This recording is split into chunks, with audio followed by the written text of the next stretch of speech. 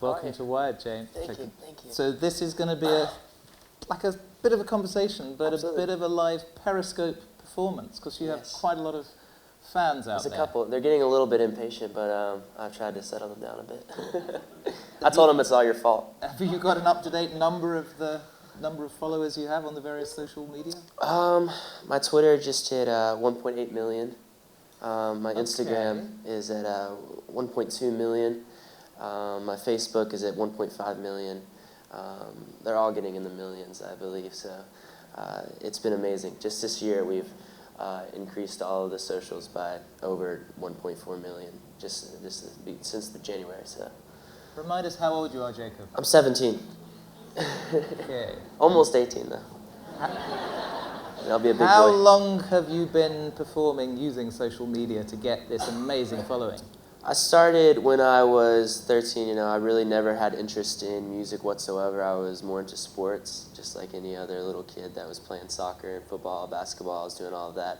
So I got into music when I was 13. You know, my dad was an artist. He played guitar and sang locally. And I went to a bluegrass festival, which I just was absolutely dreading because I hated country music. Even though I'm from Tennessee, I just hated it.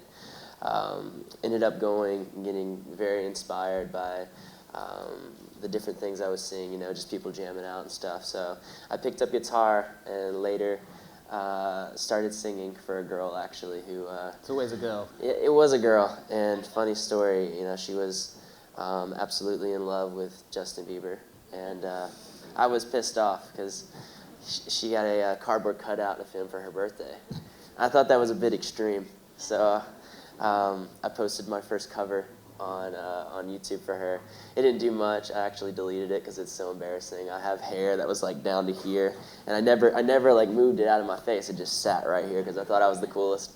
And eventually, after playing around with my dad for a year, we were playing locally at these bars and stuff where people just really didn't care about the music. It was kind of terrible. Looking back on it now, you know, I'm really appreciative for it. But Did you get the girl? I did. For a short amount of time, then she moved away. Hopefully she didn't move. So you because of me. have your own recording label. Yes. You have fans, as we see, pretty much all over the world. Yeah. You're on every streaming platform, every viewing platform. Absolutely. You also perform, and you tend to sell out. How do you reach those audiences when you're going to a new city? Well, what's been amazing so far, you know, I just partnered with BMG early this year and started my label, but before that, it was just social media, and 100% social media, and just me and social media. You know, I didn't really have any partners at the time. I had a couple managers in the past, but nothing really serious. And just from the power of, you know, really creating personal relationships with fans early on before I really had a following. You know, I was getting a couple thousand views on my videos, but I really utilized those views. You know, I would go in and I would respond to them and thank them for watching and stuff. You know, just creating relationships, and that's kind of been the most important thing for me since the beginning, and I've continued to do that up to date. I always spend a massive amount of time on social media. So you crossed over to mainstream media, getting very excited about you. Yes. Here's some examples of some of the coverage, Yes. Teen Vogue and others. How hard was it to make that transition to be? It was a bit tricky, mainstream? and you know, I'm really thankful for the fans I have now. You know, I was touring, I was selling out shows in the States. You know, 500, 600 to 1,000 tickets in these cities I'd never been to, and I didn't have any original music yet. I was just playing the covers that I had learned and posted on YouTube for them. So the beginning of this year is when I actually made my first bit of original music, my first EP.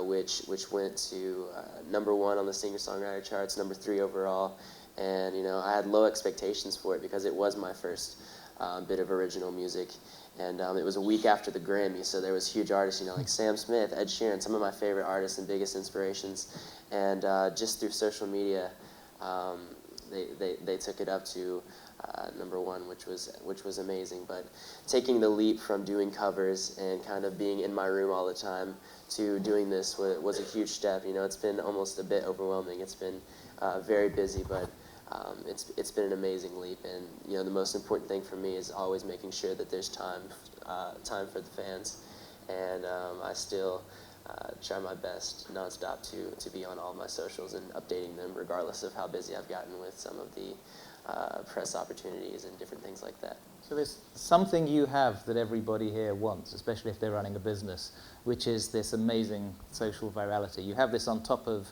your talent, which we're going to experience in the middle. So I'm going to use this as like a quick-fire, instant MBA course. We're going to try and get some learnings from your amazing rise to get the people in the room understanding more. We're going to go very quickly through some of the points that you've learned. So tell us what you mean by an artist being a CEO. It's terrifying being an independent artist, getting offers from huge, massive labels that could do massive things for me, but what was really important to me, early on, being a 13-year-old and not really having any idea what I'm doing in the music industry, just kind of, I'm posting my covers and I'm tweeting and stuff. I don't really know what I'm doing, but I had friends who were in these label deals, and they were so unhappy because they didn't have a lot of control, and that didn't seem appealing to me even from an early age. So turning down offers from these huge companies that I'd seen time and time again just blowing up artists, but the artists not really being happy. So I knew that was not the route I wanted to go. And early this year I was thankful enough to partner with Mancom, who's my current management, and BMG, who is my current label, and create a partnership.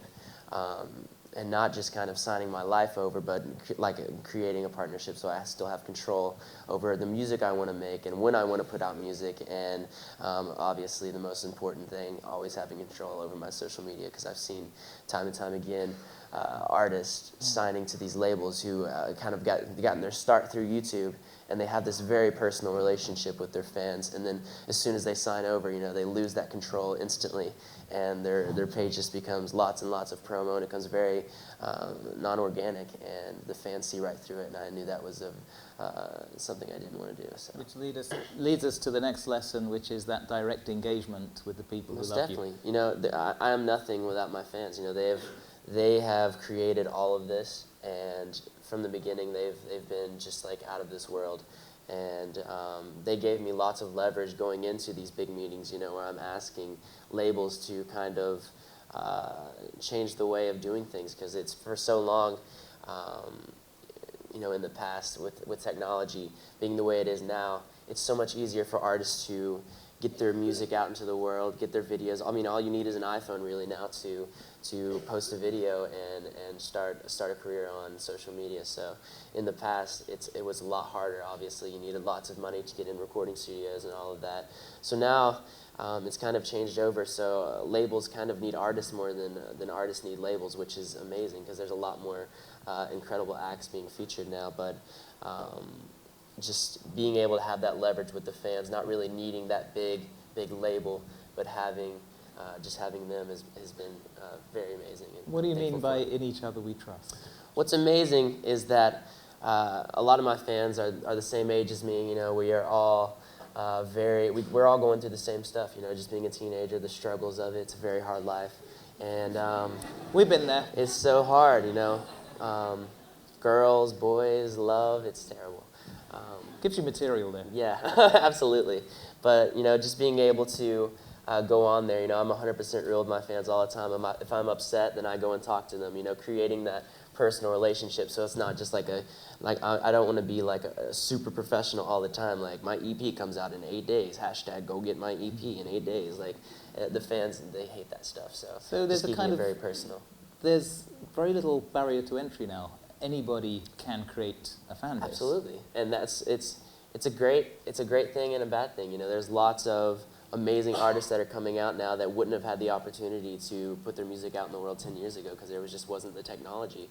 I started my career with my computer webcam and a $100 USB microphone that just plugged straight into my computer, and it's given opportunity to all these new young artists.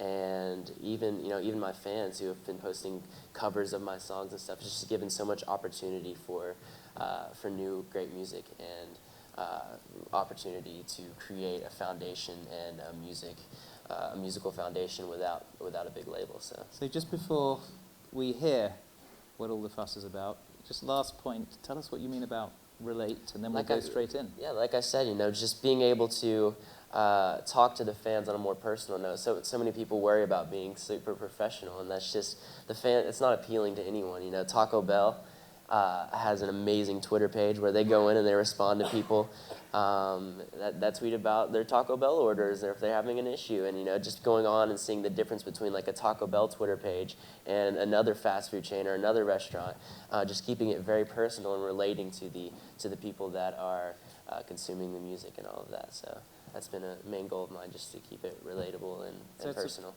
It's a brilliant journey, and it's going to go a lot further. Yes. Goodness knows what will happen when you're 18. Play us out. You're going to do a song that's going to be live streamed. Yes. We're using Periscope. If people want to follow you on Periscope, it's Jacob Whitesides. I'm going to put out a tweet really quick. Do a live tweet from here. Tell people you're starting. If they want to follow the conversation, the hashtag is JacobWired2015. Jacob, the stage is yours. Thank you so much. I believe we are live. Everyone say hello. This is not like my typical demographic, so it should be interesting.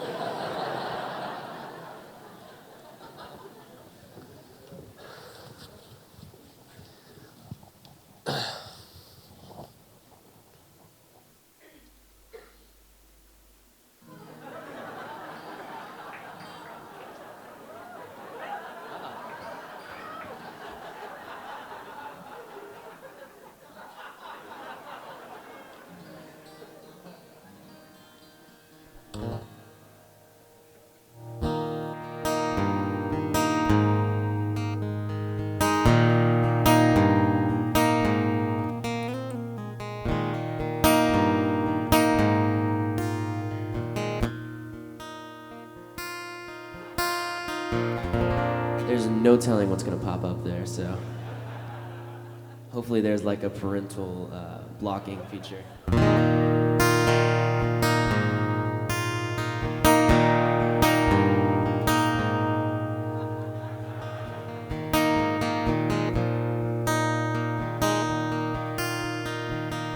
want to tell you you're beautiful in a way that you have not heard before. I don't think it's gonna work, 'cause I'm not good with words. I wanna tell you the reason why the earth spins and the stars sing in the sky, but I don't think it's gonna fly, 'cause I'm not good with words. If only I could find a way, say it like them poets say, sing a sweet and simple serenade directly to your heart. If only I could speak aloud just what I feel when you're around.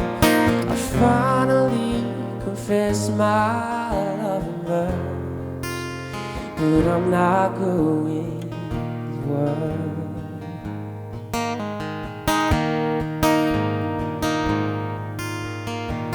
If I was just like Shakespeare, whispering sweet sonnets in your ear, I'd tell you everything you wanna hear.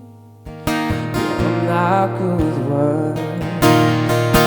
If only I could find a way, say it like them poets say, sing a sweet and simple serenade directly to your heart. If only I could speak aloud just what I feel when you're around. I finally confess my love and love, but I'm not good with words.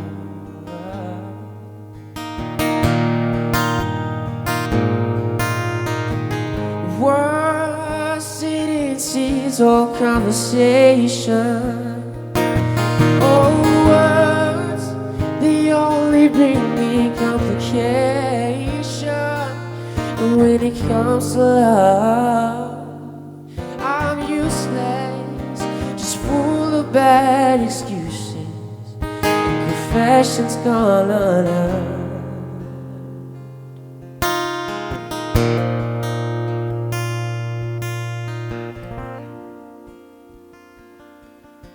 If only I could find a way to say it like them poets say, sing a sweet and simple serenade directly to your arms. If only I could speak aloud just what I feel when you're around. I finally confess my love.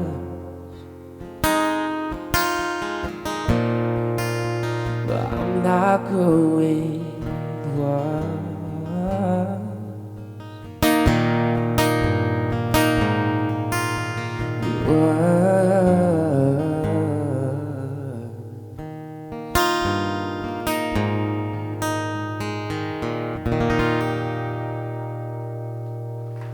Thank you.